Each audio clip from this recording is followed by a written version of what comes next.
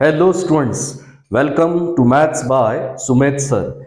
आज का हमारा टॉपिक है क्रैमर्स रूल, जिसमें हम 2x2 ऑर्डर से रिलेटेड क्वेश्चंस देखने वाले हैं। तो 2x2 ऑर्डर में क्या होता है कि हमें दो वैल्यूज फाइंड करने होते हैं। जैसे हमारे पास में इक्वेशन में x और y वेरिएबल्स है, तो हमें दो वैल्यूज फाइंड करना मींस x और y के वैल्यूज फाइंड करने हैं। तो चलिए ज्यादा टाइम वेस्ट न करते हुए शुरुआत करते हैं क्रैमर्स रूल की। तो चलिए शुरुआत करते हैं क्रैमर्स रूल 2x2 ऑर्डर। तो देखिए हमारा क्वेश्चन क्या है, solve the following equations by using Cramer's rule. और देखिए सबसे पहला प्रश्न हमारा है x plus 2y equal to -1, साथ में है 2x minus 3y equal to 12। अब देखिए सबसे पहले क्रैमर्स रूल में जो इक्वेशंस है ये हमारे करेक्ट ऑर्डर में होने चाहिए। करेक्ट ऑर्डर का मतलब इक्वल साइन के पहले वेरिएबल्स, अगर हमारे पास x और y के वेरिएबल्स हैं तो इक्वल साइन के पहले x और y के टर्म्स होने चाहिए। मींस पहला टर्म x का, दूसरा y का, और इक्वल साइन के बाद हमेशा कांस्टेंट होने चाहिए। ठीक है। और अब देखिए सबसे पहले क्या यहां पर ऑर्डर करेक्ट है क्या? यस, तो देखते इक्वल साइन के पहले x और y के टर्म्स है, बिल्कुल ऑर्डर करेक्ट है, और इक्वल साइन के बाद कांस्टेंट भी है। सेम उसी तरह से सेकंड इक्वेशन में भी होना चाहिए। मींस इक्वल साइन के पहले x और y के टर्म्स वो है, और इक्वल साइन के बाद हमेशा कांस्टेंट। तो देखिए दोनों इक्वेशंस में ऑर्डर हमारे पास में बिल्कुल करेक्ट है। तो अब एक दूसरे के नीचे लिखेंगे इक्वेशन को, मतलब फर्स्ट इक्वेशन को आपको पहले लिखना है, means x plus 2y equal to -1। इसी के नीचे आपको सेकंड इक्वेशन लिखना है, means 2x minus 3y equal to 12। तो एक दूसरे के नीचे दोनों इक्वेशन को लिखने, पहले इक्वेशन को पहले लिखना है, उसके नीचे सेकंड आपको इक्वेशन लिखना है। सबसे पहले हमें तीन वैल्यूज फाइंड करने होते हैं। कौन कौन से? d, dx और dy। तो सबसे पहले हम d फाइंड करेंगे, उसके बाद हमें dx फाइंड करना है, और इसके बाद dy आपको फाइंड करना है। ठीक है। तो d कैसे फाइंड करेंगे? d हमें डिटरमिनेंट में फाइंड करना है 2x2 में। तो देखिए कैसे, सबसे पहले d फाइंड करने के लिए फर्स्ट इक्वेशन के जो कोएफिशिएंट है x और y के, वो हमें फर्स्ट रो में लिखना होता है, और उसके बाद सेकंड इक्वेशन में जो एक्स वाई के कोएफिशिएंट्स है वो आपको सेकंड रो में लिखना होता है। मींस इस तरह से देखिए, यहां x के सामने कुछ नहीं, मींस 1 है, तो x का कोएफिशिएंट 1 हो गया, y का कोएफिशिएंट 2 हो गया। ठीक है, ये आपको फर्स्ट रो में लिखना है। फर्स्ट इक्वेशन के जो कोएफिशिएंट्स है एक्स वाई के फर्स्ट रो में, मतलब ऊपर में। उसके बाद जो सेकंड इक्वेशन के जो कोएफिशिएंट्स है x और y के, वो है 2 और -3, वो आपको इसके नीचे लिखने, मतलब सेकंड रो में लिखना है।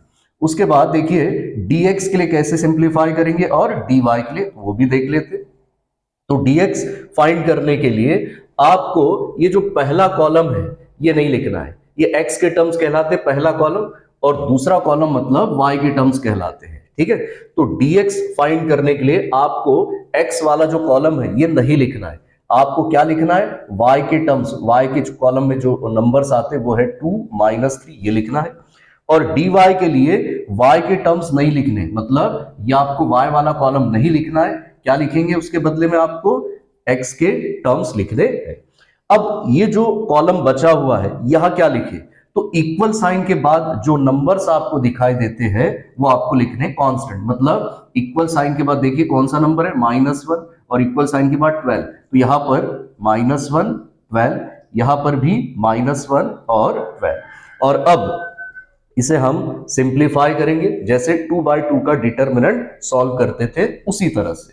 तो देखिए इक्वल साइन के बाद, तो 2x2 का डिटरमिनेंट कैसे सॉल्व करते हैं पिछले वीडियो में मैं बता चुका हूं, और इस वीडियो में भी उसकी लिंक देने जा रहा हूं। ठीक है। तो देखिए आप, फर्स्ट नंबर जो दिखाई देता है उसको क्रॉस में जो नंबर है उससे मल्टीप्लाई करना है, मींस 1 इंटू ये आपका -3, बीच में हमेशा माइनस साइन देना है। उसके बाद जो बचे हुए नंबर्स है उनका मल्टीप्लीकेशन, तो बचे हुए नंबर्स है 2 और 2, मतलब 2 इंटू 2, इस तरह से लिखेंगे आप, ये हमने लिख दिए। अब इसे सिंप्लीफाई करते, तो 1 इंटू -3 होता है, ये minus sign as it is, 2 into 2 4 होता है।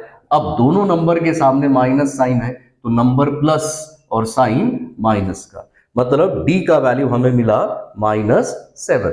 उसके बाद हमें dx फाइंड करना है इसी तरह से। तो देखते हैं, सबसे पहला नंबर क्या है आपके पास, -1। यहां से क्रॉस में जाइए और उस नंबर से मल्टीप्लाई कीजिए, मीन्स -1 इंटू -3। चलिए किए। उसके बाद बीच में हमेशा माइनस साइन, फिर जो बचे हुए नंबर्स है उनका मल्टीप्लीकेशन, मीन्स 2 को 12 से मल्टीप्लाई करेंगे, ये हमने कर लिए।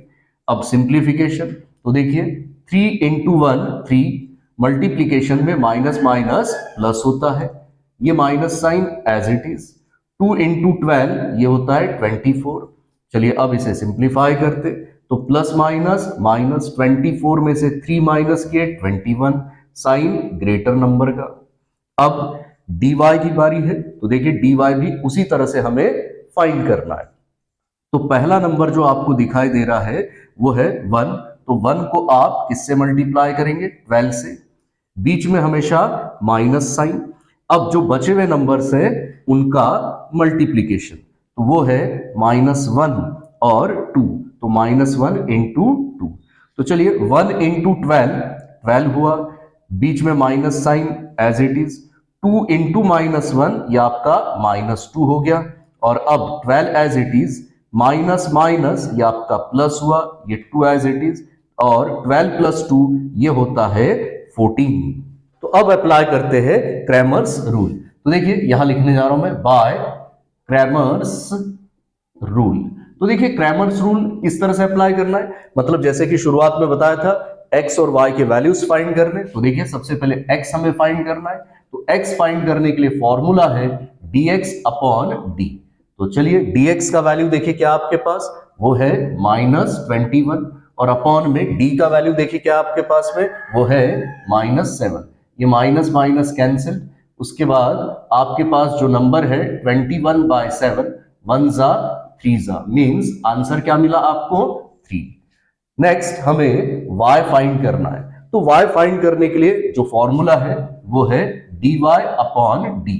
तो चलिए देखिए dy का वैल्यू क्या हमारे पास, वो है 14 अपॉन में d, तो d का वैल्यू हमारे पास में है -7। 7 1 जा 7 2 जा, तो 2 अपॉन 1 2 होता है, ये माइनस साइन ऊपर आ जाएगा। तो इस तरह से हमें y का वैल्यू मिला -2। तो हमें देखिए हमने क्रैमर्स रूल से x और y के वैल्यूज फाइंड किए, x का वैल्यू 3 और y का वैल्यू -2। तो चलते हैं सेकंड एग्जांपल पर, जिसमें हमारे पास में 4x + 3y - 4 = 0, और सेकंड पार्ट में 6x = 8 - 5y। तो देखिए सबसे पहला काम इक्वेशन को करेक्ट ऑर्डर में लिखना है, मींस इक्वल साइन के पहले x और y के टर्म्स। तो देखिए 4x + 3y, और इक्वल साइन के बाद कांस्टेंट, मींस इक्वल साइन के बाद ये -4 उधर लेके जाएंगे +4। सेकंड इक्वेशन में भी देखिए ऑर्डर करेक्ट नहीं है, मींस इक्वल साइन के पहले x और y के टर्म्स लाने हैं। तो यहां पर है 6x, ये -5y इधर लेके आते हैं, ये +5y, और इक्वल साइन के बाद में कांस्टेंट वो है 8। तो अब देखिए दोनों इक्वेशन को हमने करेक्ट ऑर्डर में लेके आए, मींस इक्वल साइन के पहले x और y के टर्म्स और इक्वल साइन के बाद में कांस्टेंट। और अब इसे हम सिंप्लीफाई करते, तो सबसे पहले आप जानते d, उसके बाद dx और dy हमें फाइंड करना होता है। तो d फाइंड करने के लिए वही डिटर्मिनेंट का यूज करेंगे, उसी तरह से dx के लिए और dy के लिए भी, ठीक है। तो चलिए d लिखने के लिए x और y के कोएफिशिएंट, मतलब फर्स्ट इक्वेशन को फर्स्ट रो में लिखना है, उसके कोएफिशिएंट है 4 और 3। सेकंड इक्वेशन को सेकंड रो में, मतलब इसी के नीचे लिखना है आपको, और उसके कोएफिशिएंट है x y के 6 और 5। अब dx और dy कैसे लिखते, पिछले इक्वेशन में बता चुका हूं, मतलब पिछले क्वेश्चन में आपको बता चुका हूं। तो dx लिखने के लिए x वाला कॉलम, मतलब ये जो पहला कॉलम है ये नहीं लिखना है आपको, केवल y वाले टर्म्स, y वाला कॉलम आपको लिखना है। उसी तरह से dy के लिए y का कॉलम ये आपको नहीं लिखना है, x वाला कॉलम लिखना है, वो है 4 और 6। अब ये जो बचा हुआ कॉलम है यहां क्या लिखते हैं हम, इक्वल साइन के बाद में आने वाले नंबर्स, वो है 4 और 8। तो यहां लिखेंगे 4 8, यहां पर भी 4 8। और अब जिस तरह से हम 2 by 2 ऑर्डर का डिटर्मिनेंट सॉल्व करते थे उसी तरह से सॉल्व करना है। तो चलिए 4 को हम मल्टीप्लाई करेंगे किससे, 5 से, मीन्स 4 इंटू 5, बीच में हमेशा माइनस साइन, उसके बाद ये बचे हुए दो नंबर्स का मल्टीप्लीकेशन, मतलब 3 इंटू 6। अब 4 इंटू 5 20 होता है, minus as it is 3 into 6 18 हो गया, 20 में से 18 माइनस किए 2। और अब dx की बारी है, उसी तरह से सिंप्लीफाई करेंगे जैसे हमने d को सिंप्लीफाई किए। फर्स्ट नंबर है 4, 4 को हम मल्टीप्लाई करेंगे 5 से, बीच में हमेशा माइनस साइन, फिर जो बचे हुए दो नंबर्स है 3 और 8, इन दोनों का मल्टीप्लीकेशन। अब 4 इंटू 5 20 होता है, बीच में minus sign as it is, 3 into 8 24, अब प्लस 20 माइनस 24, तो 24 में से 20 माइनस किए 4, साइन ग्रेटर नंबर के सामने वाला, तो ये रहा dx। उसके बाद dy, उसी तरह से सिंप्लीफाई, फर्स्ट नंबर है 4, इसको मल्टीप्लाई करना है 8 से, ये कर दिए, बीच में हमेशा माइनस साइन, उसके बाद ये जो बचे हुए नंबर्स है इनका मल्टीप्लीकेशन, ये हमने कर दिए। चलिए तो देखिए 4 इंटू 8 32 होता है, minus sign as it is, 4 into 6 24। अब 32 में से 24 हम सब्ट्रैक्ट करते तो हमें जो आंसर मिलने वाला है वो है 8। तो इस तरह से हमने d, dx और dy फाइंड किए हैं। अब क्रैमर्स रूल अप्लाई करते हैं, तो देखिए बाय क्रैमर्स रूल, तो चलिए क्रैमर्स रूल किस तरह से अप्लाई करते हैं, हमें सबसे पहले x फाइंड करना होता है, बाद में y का वैल्यू। तो x फाइंड करने के लिए फॉर्मूला है dx अपॉन d।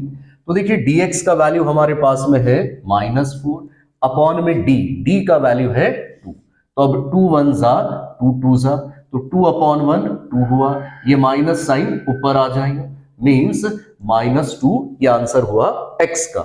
उसी तरह से हमें y फाइंड करना है, तो y फाइंड करने के लिए dy अपॉन d। तो चलिए dy का वैल्यू देखिए क्या है आपके पास, वो है 8, अपॉन में d, तो d का वैल्यू हमारे पास में है 2, 1 जा 4 जा, तो 4 अपॉन 1 4। तो इस तरह से हमें देखिए x मिल चुका है -2 और y मिल चुका है 4। तो चलिए चलते हैं थर्ड एग्जांपल पर, जिसमें हमारे पास है 3x - 2y = 5/2, और सेकेंड पार्ट में है 1/3x + 3y = -4/3। अब सबसे पहले हमें इक्वेशंस को सिंपल बनाना है, तो सिंपल बनाने के लिए देखिए आप फर्स्ट पार्ट में अपॉन में हमें जो नंबर नजर आ रहा है वो है 2, तो यहां क्या करेंगे हम इस इक्वेशन को सभी टर्म्स को हम 2 से मल्टीप्लाई करेंगे, मींस इस तरह से मल्टीप्लाइंग बाय 2, क्या लिखने जा रहा हूं मैं, मल्टीप्लाइंग बाय 2।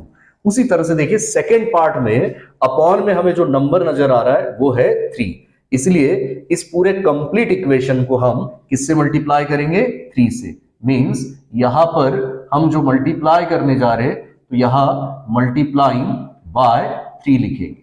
तो चलिए दोनों तरफ मल्टीप्लाई करते, सबसे पहले यहां फर्स्ट पार्ट में 2 से मल्टीप्लाई, मींस 2 इंटू 3x, फिर यहां पर माइनस साइन है, फिर 2 इंटू 2y, साथ में इक्वल साइन के बाद देखिए फिर 2 से मल्टीप्लाई किसे, 5/2 को। सेम उसी तरह से देखिए सेकेंड पार्ट में हमें 3 से मल्टीप्लाई करना है, means 3 into 1/3x plus 3 into 3y, फिर इक्वल साइन के बाद 3 इंटू -4/3। तो चलिए सिंप्लीफाई कर लेते हैं, 2 2 कैंसल्ड, यहां से 3 3 कैंसल्ड, यहां से भी 3 3 कैंसल्ड। तो अब आगे का सिंप्लीफिकेशन, 2 इंटू 3x ये होता है 6x, माइनस है तो माइनस, 2 इंटू 2y 4y, और इक्वल साइन के बाद 5। अब सेकेंड पार्ट में देखिए 1 इंटू x 1x या x भी लिख सकते हैं आप, plus 3 into 3y 9y equal to ये -4। तो इस तरह से देखिए हमें दो इक्वेशंस मिले हैं। कौन से दो इक्वेशंस, एक के नीचे एक लिख लीजिए इसको, मतलब 6x - 4y = 5। सेकेंड इक्वेशन जो हमारा है 1x + 9y = -4। और अब हमें यहां पर 3 वैल्यूज फाइंड करनी, 3 वैल्यूज कौन कौन से, सबसे पहले d, उसके बाद dx और dy, ये वैल्यूज हमें फाइंड करने हैं। तो d फाइंड करने के लिए वही पुराना तरीका, dx के लिए भी और dy के लिए भी। तो चलिए सबसे पहले डी के लिए हम क्या करते हैं, फर्स्ट रो में मतलब ऊपर में एक्स वाई के कोएफिशिएंट, लेकिन किसके, फर्स्ट इक्वेशन के, वो है 6 और -4, और उसी के नीचे मतलब सेकेंड रो में क्या लिखते हैं अपन, सेकेंड इक्वेशन में जो एक्स वाई के कोएफिशिएंट्स वो लिखने, वो है 1 और 9। अब dx dy के लिए तो बता चुका हूं, dx के लिए x वाला कॉलम ये नहीं लिखना है, आपको केवल y वाला कॉलम लिखना है -4 9, और dy के लिए y का कॉलम नहीं लिखना है, यहां पे आपको x वाले टर्म्स लिखने, मतलब x का कॉलम वो है 6 और 1। और अब जो ब्लैंक कॉलम नजर आ रहा है वहां पर आपको इक्वल साइन के बाद वाले नंबर्स लिखने, मींस 5 और -4, तो यहां 5 -4, यहां पर भी 5 -4, और अब इसे सिंप्लीफाई करेंगे। तो जैसा कि आप जानते हैं सिंप्लीफिकेशन पिछले 2 क्वेश्चंस में मैंने आपको बताया, उसी तरह से फर्स्ट नंबर है 6, तो 6 को 9 से मल्टीप्लाई ये कर दिए, बीच में माइनस साइन, उसके बाद जो बचे हुए 2 नंबर्स है उनका मल्टीप्लीकेशन, मींस -4 × 1 ये हमने कर दिए। अब 6 × 9 54 होता है, minus sign as it is, -4 × 1 -4 हो गया, उसके बाद 54 ये as it is, minus minus ये होता है प्लस, और ये 4, तो 54 + 4 ये हुआ आपका 58। उसके बाद हम चलते हैं dx के लिए। तो देखिए dx में फर्स्ट नंबर है 5, तो 5 को आप मल्टीप्लाई करेंगे किससे, 9 से, बीच में हमेशा माइनस साइन, उसके बाद ये -4 × -4 हमें लिखना है, तो अब 5 × 9 45, ये minus sign as it is, तो जैसे कि बताया था मैंने, माइनस माइनस प्लस हो गया, 4 × 4 16, तो 45 में से हम 16 माइनस करेंगे तो हमें यहां पर मिलने वाला है 29।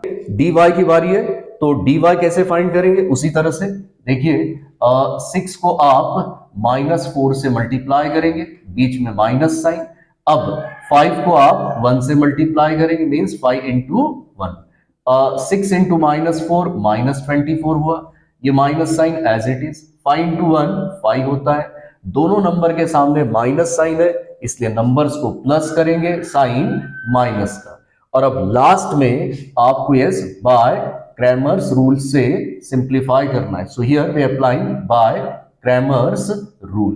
तो क्या कहता है क्रैमर्स रूल, सबसे पहले x फाइंड करना होता है, मींस x फाइंड करने के लिए dx/d, तो dx का वैल्यू देखिए हमारे पास में है 29, d का वैल्यू हमारे पास में है 58, तो अब सिंप्लीफाई करते, 29 1 और 29 2 58, तो आंसर हमें मिल रहा है 1/2। अब आगे हमें y फाइंड करना है, तो उसके लिए dy/d ये फॉर्मूला है, तो dy का वैल्यू हमारे पास में है -29, अपॉन में यस d का वैल्यू वो है हमारे पास में 58, 29 1 29 2, तो यहां पर माइनस साइन के साथ 1 मतलब -1, और अपॉन में है 2, तो इस तरह से हमें x और y के वैल्यूज मिल चुके हैं। तो हाँ स्टूडेंट्स, आज हमने सीखा क्रैमर्स रूल का 2x2 ऑर्डर, जिसमें हम x और y के वैल्यूज कैसे फाइंड करते वो देखे हैं। नेक्स्ट वीडियो हमारा जो रहने वाला है वो रहेगा क्रैमर्स रूल पर ही, और जिसमें हम 3x3 ऑर्डर से रिलेटेड क्वेश्चंस पढ़ने वाले, जिसमें हम x, y और z ये 3 वैल्यूज फाइंड करने वाले। तो उम्मीद करता हूं स्टूडेंट्स कि आज का ये वीडियो आपको जरूर पसंद आया होगा, और ये वीडियो आप ज्यादा से ज्यादा अपने दोस्तों मित्रों में जरूर शेयर कीजिए ताकि वो भी इसका लाभ ले पाए। तो मैथ्स सीखने के लिए देखते रहिए maths by Sumedh sir. Thank you very much.